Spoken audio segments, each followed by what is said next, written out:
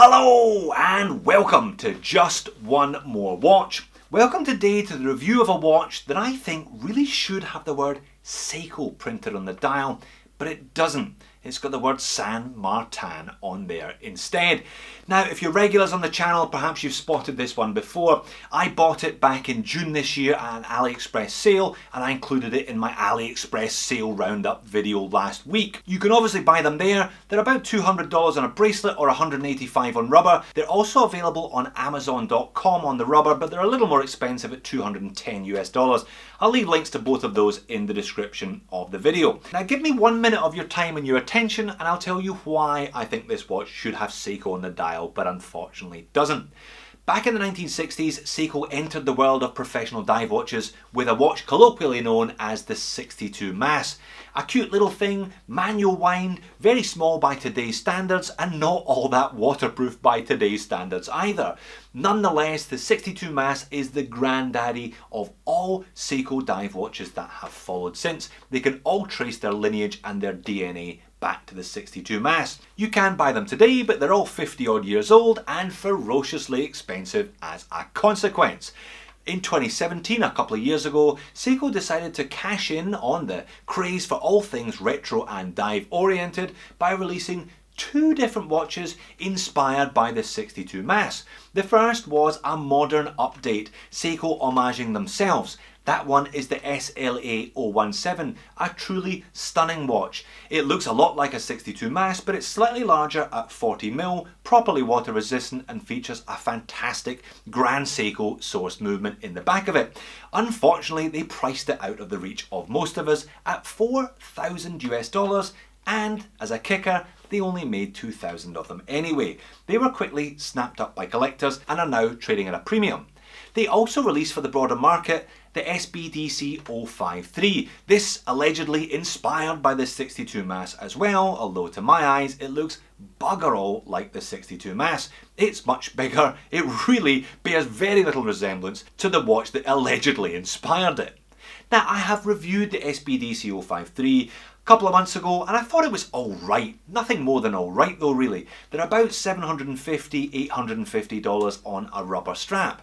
But they're not the watch that I wanted from Seiko, and I'm sure many of you wanted from Seiko, which is this. Something that looks like the SLA 017, but we can actually buy and we can actually afford.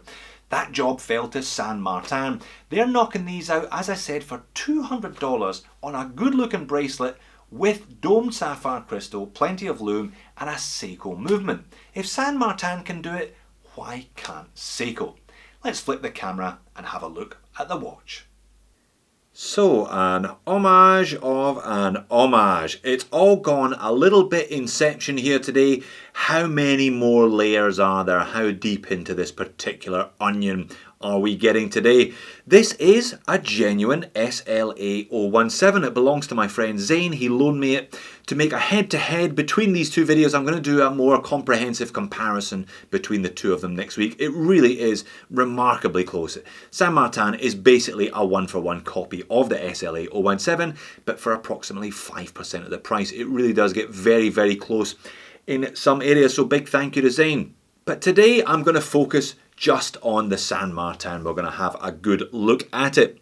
And that will consist of all the usual review components, dimensions and specifications. I'm going to pop this one on the time grapher, check the accuracy of the Seiko NH35. I'm also going to do a sapphire crystal check because the AliExpress description claims it to be mineral, whereas the Amazon one claims it to be sapphire. AliExpress descriptions generally horrendous. It's a piece of sapphire, just to confirm that with a test. I'm going to get it on wrist, high-low wrist shots, all the usual good stuff, and a lume video. The lume is also really good. Now, it is a little more expensive than the $50 specials, and it comes packaged appropriately. Nice little kind of flight case thing here, protecting it on its journey from China. You get a proper 2-year warranty card, stamped and dated instruction manual, which obviously I haven't read. A fairly cheap pleather NATO, but at least they give you something, and little screwdrivers there. Now, that's a useful little thing. Spring bar removal tool that you can actually use as a keychain, little polishing cloth and hang tag. Not bad for a $200 watch overall, I think. Quick sapphire crystal test then to confirm that this San Martin does indeed have a piece of deliciously domed sapphire on it. I've got the SLA017, which bloody better have sapphire for $4 grand, and I have the golden turtle in the middle, which unfortunately does not. For $400, it only has hard legs. Now, people always say I'm not using this properly, be that as it may. It's just a comparison between them. So I've got a good strong read, orange bars from the SLA017. Moving over to the golden turtle, not even a flicker, that's what you get from mineral. Moving on to the San Martin, and we're up into the orange again. So it is far closer to the SLA017 than the Grrrrrr, it is sapphire therefore. So 40mm in diameter, 14.2mm thick, thanks at least in part to that domed sapphire crystal. You can see it bubbling over the top of the bezel there. Only 48mm lug tip to lug tip and drilled lugs, because this is a kind of vintage style, and the SLA017 also has those drilled lugs. 20mm lug width. Now, I bought this one a few months ago. They were only offering it on the rubber strap. If I had my time again, I would be buying the bracelet 100%. The bracelet looks like a good one. Solid links, solid end links, and a milled clasp from the photos. On the supplied rubber strap, which is also pretty good, I have to say though, the kind of waffle style, this one weighs in at 99 grams on the nose. 316L stainless steel case, crown, bezel and case back. Domed sapphire crystal as discussed, and that is a ceramic bezel insert on that unidirectional rotating bezel. And the bezel action is good, 120 click unidirectional. If anything, this one is fresh. It's a little bit too stiff. Just a touch of bounce and backplate, but not too bad at all. Case finishing is pretty nice. High polish to the side of the case, unsigned crown. They do a sterile version of this, so you don't have to have San Martin on the dial. I guess that's why they don't bother putting a brand on the crown. There's no brand on the buckle of the strap either. Nice circular brush on the lugs there, all pretty simple. Zoomed right in the dial, and we have San Martin printed, water 200 proof, and 24 jewel, mimicking the printing on the SLA017. So that's printed, everything else is applied. Now I'll zoom in for some macro shots as well here.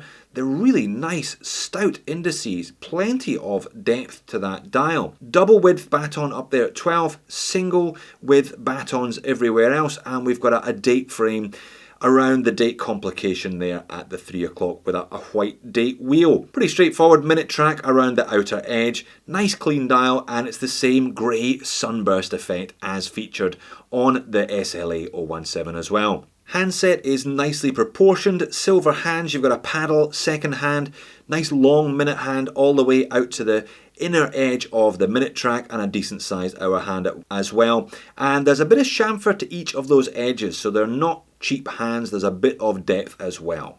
And again, not a cheap case pack. Lots of depth to that design. The old diver's watch trope of the diver's helmet and crossed anchors there, with divers 200 meters in case there was any doubt. Automatic NH35 and all stainless steel. Nicely textured as well. Clearly they haven't spent a cent on design today, copying it from Seiko, but they've put a bit of effort into some other details, which is nice. And the waffle strap is also pretty good. Nice, soft and compliant. Now the buckle is also quite impressive.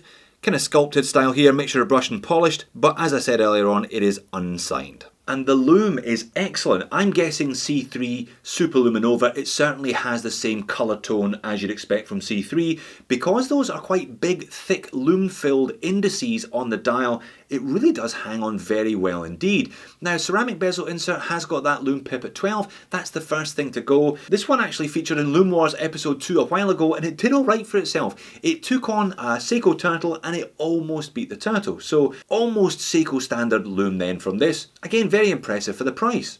Talking of Seiko, as advertised on the case back, this one features an NH35 hacking and hand winding movement manufactured by them. They really are the default choice, pretty much the mainstay of most watches that I review on the channel that are priced under $300 certainly, and some that are priced much more expensively than that. And when you pop one on a time grapher and it comes in pretty much spot on, you can see why they're a great movement.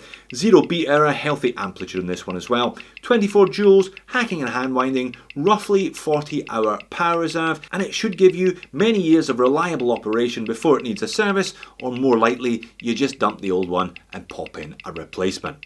And there it is, sitting on top of my 7-inch wrist for your reference.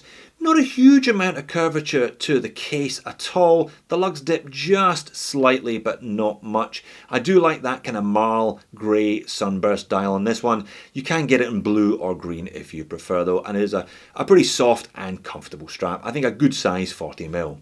And that's the big overhead shot. You can't complain about legibility with this one. That bubbled sapphire does give you a little bit of distortion. I'll get it outside in a minute and you can see that, but still nice and legible, just what you need from a diver. So outside you can see that box dome sapphire does give you some nice distortion just when you angle the watch to the left or the right, but you still have a clean platform to view because it is a flat surface on the top of the sapphire. I think there's a little bit of AR coating on the underside of that. I got a hint of purple from the studio light, so I suspect there's a little bit of purpley blue AR. And that's it on wrist. As I said, not a lot of curvature to that case, again in keeping with the 62 mass and the SLA 017, but it's not a particularly big or particularly heavy watch, so it wears nicely. So what am I going to complain about today? Perhaps you've already worked out, I like this watch. I think if you are going to get one on a bracelet, $200 odd, there's not an awful lot that I would recommend ahead of this one, to be honest. Lovely piece of dome sapphire, you don't see that. That's pretty much the same sapphire as is on my much more expensive Oris 65. You really don't see dome sapphire on watches for $200. You combine that with a ceramic bezel insert. Classic looks, obviously ripped off directly from Seiko. Decent looking bracelet. There aren't many watches that can touch it, to be honest. I guess the neg is, are you okay with an outright rip-off of the SLA 017? Are you comfortable wearing a watch with Saint Martin on the dial? As I said, it is available as a sterile dial. I mean, I don't particularly like sterile dials myself. Period watches like Fliegers and so on, I think they're good, but modern watches, I'd rather have somebody else's brand on it than no brand at all, so I'm quite comfortable with it. I guess that's one of the reasons why the crown is unsigned and there's no signature on the buckle of that strap either, which are minor gripes, I guess, for $200. But I go back to my original point. Why couldn't Seiko have made this watch for the masses? You know, put a piece of dome sapphire in it, charged $400 rather than the $200 that clearly another company is capable of making it for, and still turning a profit. At $400, people would have been queuing up for this watch. It would have utterly dominated that sector of the market, is my guess. But instead, they launched the SLA 017 as a halo model, exclusively for collectors and people who can afford to drop $4 on something with Seiko on the dial, which unfortunately excludes me. And they did exactly the same with the new 6105 model, leaving people like me to pick up homages instead. Sometimes I don't know what Seiko are doing. They discontinued the Alpinist, they discontinued the Sarb 033, 035. I hear today it's official now they have discontinued the SKX and replaced it with something that looks similar but from the Seiko 5 range that doesn't do the same job. It just isn't as good. I'm sure there's some logic to it somewhere, but I don't quite get it. I'd much rather have one of these on my wrist with Seiko on the dial than the SBDC 053, 051, that's for sure. So until they sort themselves out, I'll happily wear my Saint Martin. So there you have it, the Saint Martin. I think a cracking watch. If you're into retro divers, if you're into retro Seikos and you don't mind a watch that is essentially a rip-off of the SLA 017, I think $200, undoubtedly one of the best dive watches that I've looked at for $200. Good lume, the right movement, fantastic domed sapphire crystal, nice machining, and I know I don't have the bracelet, but it looks pretty good. It's certainly got a milled clasp and all the right features for me anyway, technically speaking. Why didn't Seiko release this watch? If Saint Martin can do it, why can't Seiko? They would have sold thousands of them, I have no doubt in my mind at all. I'd much rather wear one of these than an SBDC 053, which is 3 times the price. It's big, it's bulky, and it looks nothing like the retro 62 mass that it should have. Thanks for watching. See you in the next one.